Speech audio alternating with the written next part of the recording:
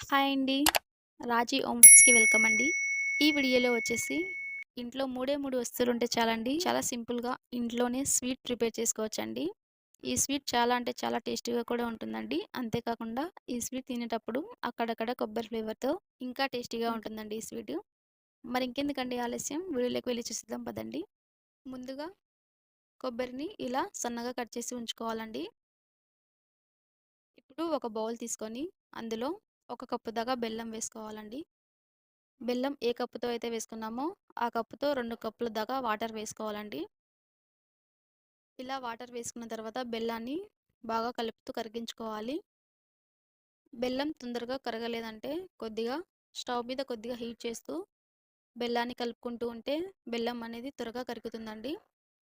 బెల్లం కరిగించుకున్న తర్వాత ఏ కప్పుతో అయితే బెల్లం తీసుకున్నామో, అదే కప్పుతో ఒక కప్పు దాకా బియ్యం పిండిని తీసుకోవాలండి.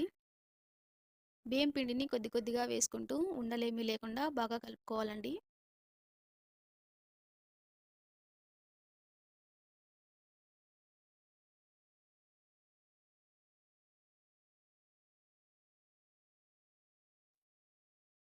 చూడండి. ఇలా వీడియోలో చూపిస్తున్న విధంగా దోస పిండిలాగా కలుపుకోవాలండి.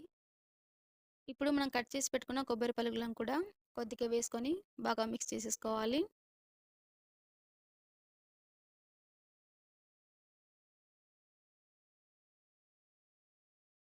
ఇప్పుడు మరొక బౌల్ తీసుకొని అందులో ఒక చెంచా నెయ్యిని వేసి, నెయ్యిని బాగా బౌల్‌కి మొత్తం రాసుకోవాలండి.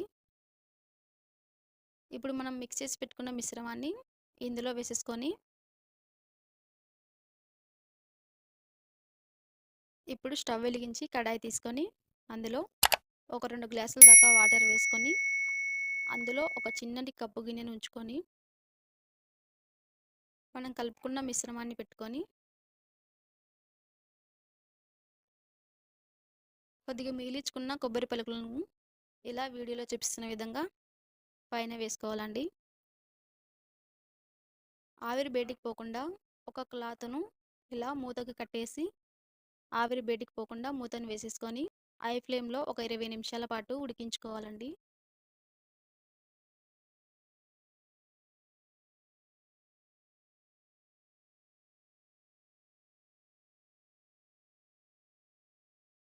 ఒక 20 నిమిషాల తర్వాత మూత తెరిచి చూసుకుంటే ఇలా, ఇలా ఒత్తి చూసుకుంటే మనకు తడి తడిగా అనిపిస్తే మనకు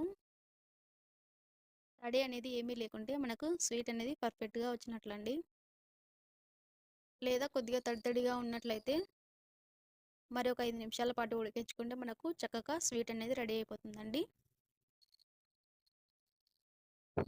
ఈ స్వీట్ పూర్తిగా చల్లారిపోయిన తర్వాత ఇప్పుడు ఒక ప్లేట్‌లోకి తీసుకొని షాక్ తీసుకొని మనకు నచ్చిన షేప్‌లో కట్ చేసేసుకుంటే మనకు చక్కగా స్వీట్ అనేది రెడీ అయిపోయిందండి. చూడండి స్వీట్ అనేది ఎంత బావుందో. ఈ స్వీట్ చేయడం చాలా సింపుల్ అయినా టేస్ట్ మాత్రం చాలా అంటే చాలా బావుంటుందండి. మీరు కూడా డెఫినిట్‌గా ట్రై చేసి చూడండి. తప్పకుండా నచ్చుతుంది. So, thanks for watch.